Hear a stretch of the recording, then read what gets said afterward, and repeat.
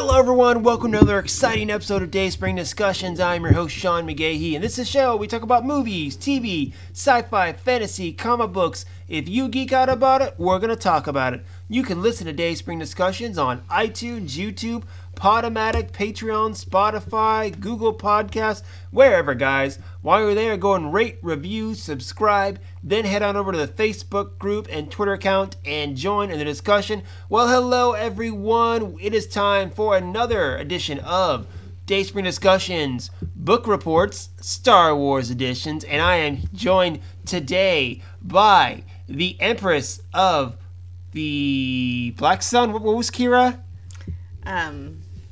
Oh my gosh, I'm totally... It's not Black Sun. Crimson Dawn. Crimson Dawn. Crimson Dawn. See, I've already messed up, guys. Well, I mean, the book doesn't have... That's not part of the book, so I wasn't even thinking about that. Anyway, Miss Lisa Locke McGahee. All right, guys. So, on today's edition, as you know, Lisa has been going and rereading all the Star Wars canon novels in chronological order, and we have fallen behind. The newest book, Queen's Peril, has come out. I've read it. I'm dying to talk about Lisa, so we're playing catch-up here. 2 of 3 in this one, and we're just going to chug along, recording one right after another. I got a refill on my whiskey, and I'm ready to go. By the time we hit this third one, I am going to be pumped. Pumped. All right, guys. So today we're talking Most Wanted by Rae Carson. Now, Rae Carson, other notable Star Wars novel is the Rise of Skywalker novelization. And I gotta say, I gotta give her credit. Taking a movie I wasn't that excited about and expanding on some things and making the story better in my eyes gives me some pride or hope with her as a writer, so to speak. Mm-hmm. But anyway, Most Wanted was a prequel, kind of sets up Solo a little bit, but I'm going to let Lisa talk about this. Lisa, tell us about Most Wanted. So Most Wanted, it's a story about Qi'ra and Han. Mm-hmm. It takes place 13 years before the Battle of Yavin. Mm-hmm. So, we were just talking about we talked about Tarkin, we talked about Lords of the Sith. Both of those took place about 14 years after the Battle of Yavin. So this one's about a year later, before the Battle of Yavin. Mm-hmm. This one's about a year later. So we're about 6 years into the Empire at this point. The story takes place on Corellia, which is where Han and Qi'ra live. And they're working for Lady Proxima. Yeah, they work for Lady Proxima. So, basically the basic premise of this story is when it starts, they work together for Lady Proxima, but they're not really friends. No. They don't really know each other. They kind of, like everybody else that are the white worms for Lady Proxima, they do what they need to do because that's how they survive. That's how they eat. Mm-hmm. Corellia is kind of a place... since the Empire has come in there and kind of taken over everything, there's not a lot of money, there's not a lot of jobs, there's not a lot for these kids, and most of these kids that work for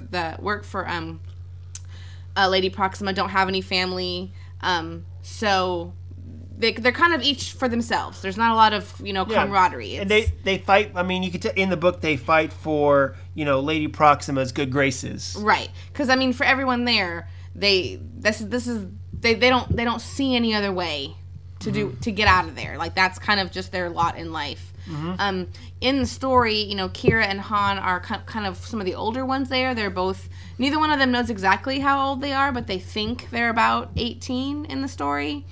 Neither one of them has any family. Neither one of them has any prospects or outlooks. So they're both just trying to do the best that they can to get ahead. Separately. Mm-hmm. But the premise of the story is, kind of an interesting situation happens that kind of throws them together to where they have to work together and trust each other, and they end up developing a friendship mm-hmm. that we see, into Solo, kind of where that goes. But the story is just kind of an adventure story on Corellia. It's a crazy, situation. You kind of see how a lot of the crime syndicates play into each other. In this one, you have the Caldana Syndicate and the Droid Gatra. Are two of the kind of the two I don't know what the terminology, they're kind of crime, basically mm-hmm. crime things. You kind of see how they work together. You get your first little taste of Han and kind of his personality, how he's his charisma, kind of, you really see that, Qi'ra's jealous of it almost, just the way that he can get people to like him, to cooperate with him. But it doesn't just, I mean, he puts a lot of effort into that, cultivating relationships. It's important to him, where Qi'ra's kind of the other way. She doesn't really want relationships. She just trusts in herself. So you kind of learn a little bit more about their differences. They also have they have another friend who's a white worm they kind of work with. He's, what's his name? It's, Sulo or something like that. Yeah. But what's the species? He's the ones that are like green, like Greedo is. What are they called? I'm having a brain fart. Oh, I don't remember. He's the species that Greedo is. I can't think of it. Anyway, move on. I can't think of it either. But he's another friend that they kind of meet in this one. But yeah, I mean, it's like I said, it's basically just a fun adventure story where you get to learn a little bit about Qi'ra and Han and their backstories and kind of where they came from and where they're trying to go, and it's enjoyable. It's an enjoyable book. So I gotta say, this is one of two novels that came out as kind of to help set up Solo, a Star Wars story. The other one being Last Shot was the name of it. Yeah, it's the Lando and Han story. That was the one I didn't finish because I couldn't get into it that much. I enjoyed parts of it, but not as a whole. Most Wanted I picked up, and I'd already seen Solo. And watching Solo, sorry if I'm going to spoil some stuff for the movie here, but at the end of the movie, they show up to Paul Bettany's office, Dryden Voss, and, you think that for a second there, she has betrayed Han. And, I go and I read the book. I read Most Wanted. And after I finished this book, I'm like, if I had not I think I went and watched Solo again after I had read this book. And when it gets to that part where you think Qi'ra's betrayed Han, you're like, nope, Qi'ra would never betray Han. After reading this book, she would never betray him. You see the strength in their relationship. Honestly, I find it better than Han and Leia. Between this and and Solo, I find their relationship better than what Han and Leia had. So I enjoyed that, just seeing how, again, it same thing with going into Catalyst, with Rogue One. If you read Catalyst, you know those characters from that first scene. You're all set up, and you get so much more to that first scene of Rogue One. Where again, if you read Most Wanted and then watch Solo, you get the strength of Han and Qi'ra's relationship, and I thoroughly enjoyed it, to say the least. I've been thinking about, I want to watch Solo again too. I was thinking about 2 days ago. I'm like, man, I kind of want to watch Solo again because it's such a fun film. But something else I feel like this book kind of shows that helps when you watch Solo, it definitely starts to sow the seeds of how Qi'ra could end up with a crime syndicate. You kind of see the bits of her personality that would lend her to that. Yeah. But you also see that she will literally do whatever it takes to survive. Yep. To survive. Do what she does to survive. Yep. And, not just for herself, but what she would give up for those people that she cares about. Yes. So, I really think that this is a definitely an interesting book. I highly recommend, and it's a fun read. I mean, This is one, I don't know that it's technically a YA novel, but it has very YA quality to it. I don't think it's one that technically falls in their YA thing, but I feel like it has a very YA kind of feel. I mean, it's not like, it does. I mean, it's a love story. There's, it's basically not a love story. They're not in love, but the budding seeds of it's how they fall in love, though. It's the beginning of it. So and at the end of this one, basically is they talk about how they're going to both get out and how they're both they're not going to leave without each other, but they're going to try to get out under the thumb of Lady Proxima. Does she have thumbs?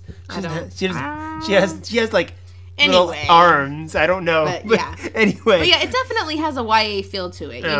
Just especially the way that it's like an adventure story. There's almost like the car race, the car chase, and it builds into the fun that Solo was. Right. I agree.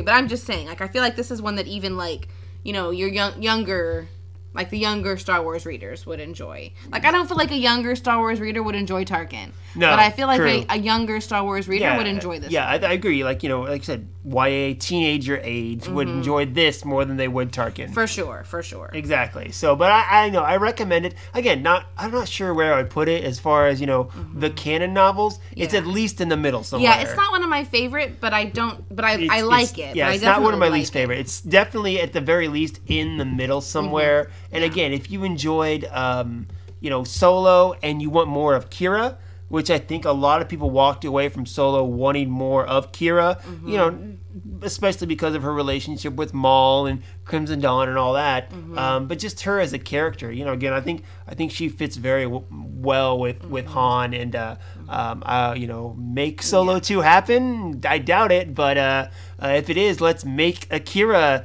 movie or show happen, I say. Yeah, or I'll take another book with what happens after the Solo movie. You know, well, that's the thing. See, we would read the book. Other people wouldn't read the book. The same people that were shocked that Darth Maul was still alive in Solo, they would have no idea. True. In any event, guys, if you have read Most Wanted by Ray Carson, let us know what you think about it. What do you think about Han and Qi'ra? Do you like the relationship? Does it strengthen your perception of Solo, a Star Wars story? Let us know. Dayspringdiscussions@gmail.com, Facebook group, and of course the Twitter account. And that's going to be it for us right now. We're going to take a little break, chug on, and record our third book report. But until then, may the Force be with us all.